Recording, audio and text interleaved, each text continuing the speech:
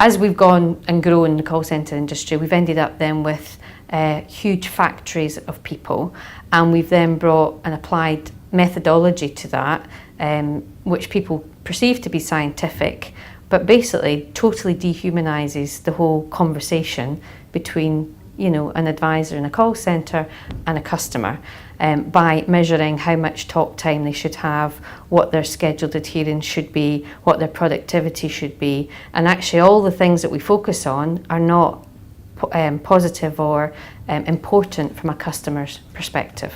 So this turns all of that on its head. The challenge you've got is you've got probably a generation of people that have been brought up in that way of thinking and don't think beyond those metrics or that method, and you're then basically saying that everything that they've learned throughout their career and history is wrong, is different, you know, and there's another way of doing it, which actually the new way of doing it is full of common sense, but they are so embroiled in what they have learned during their career, they find it very difficult to turn that back. One thing that, you know, I've absolutely learned is that we don't want to be consistent within systems thinking. That's the whole wrong thing to say, but there is a definite drive towards consistency and standardisation, as if conversations with customers can be packaged and boxed.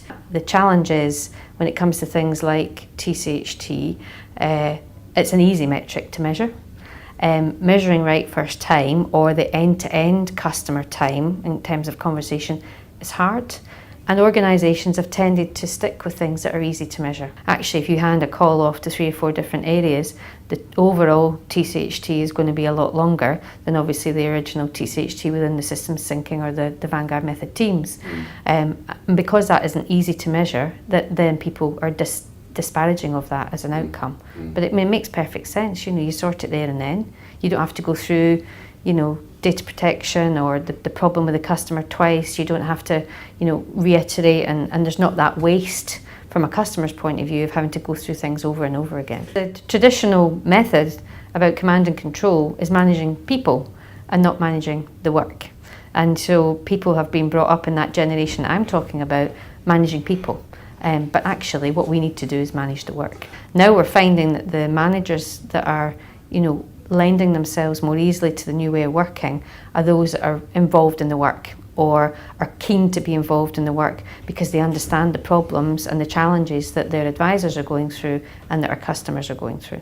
And albeit, you know, it's uncomfortable to start with for some, a lot of them come out the other end and actually can see the benefit and understand it and don't see it as something as being hugely threatening.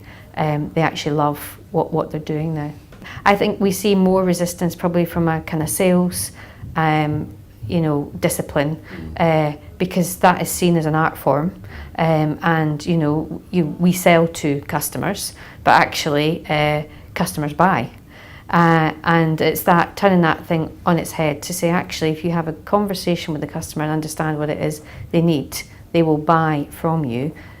Whereas there's a whole discipline around sales and, you know, objection handling and all these other, you know, ethoses that have built up over the years. My background actually is marketing. So I haven't been in call centres all my days. I've been in call centres for the last 12 years, so I've done a lot of it. But actually my passion is marketing.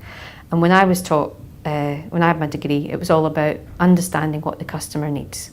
Not building fantastic products and flogging them at customers, but understanding what the customer needs. And for me, customer service done in the Vanguard method is absolutely meeting that kind of key principle of marketing, which is meeting the customer's need. And I think there are people within organisations that have got that kind of thirst and knowledge to do something right and do something better. We just need more of us, really.